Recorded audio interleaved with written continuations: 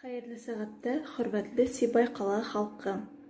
Билдәле булуынса, 15 октябрьдан Бөтә Рәсәй халык исәбен алу кампанияһы башланды. Был мөһим сара 14 ноябрьгә тиклем бара.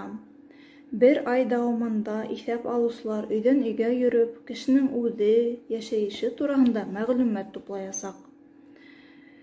Кызганычка каршы, мутлашучылар да йоклап ятмый. Улар үзләрен исәп алучымын дип танытып, талап сыгып китүчеләр дә осрай. Исәп алучылардан мутлашучыларны ничек айырырга? Үзен исәп алучымын дип әйткән һәр кешегә ышаныргамы? Алдан әйтүемчә, исәп алу кампанияһы 15 октябрьдан 14 ноябрьгә тиклем эшләй. Тимәк, был саранан бер генә көн алда һуңда исәп алучылар һездән өйгә килмәячәк.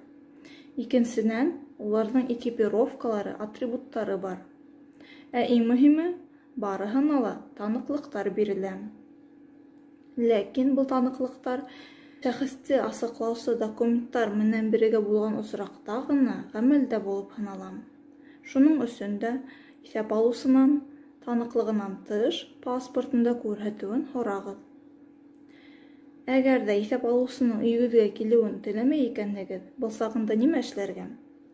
Был очракта стационар исәп алу пунктына барып, үзегез һорауҙарға яуап бирә алаһығыҙ. Исәп алыу ҡағыҙы 33 һорауҙан тора.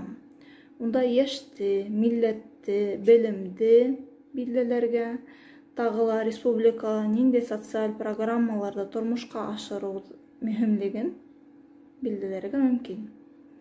Шулай уҡ дәүләт порталы аша йәки күп функциялы үҙәктә исәп алыуҙа ҡатнаша алаһығыҙ.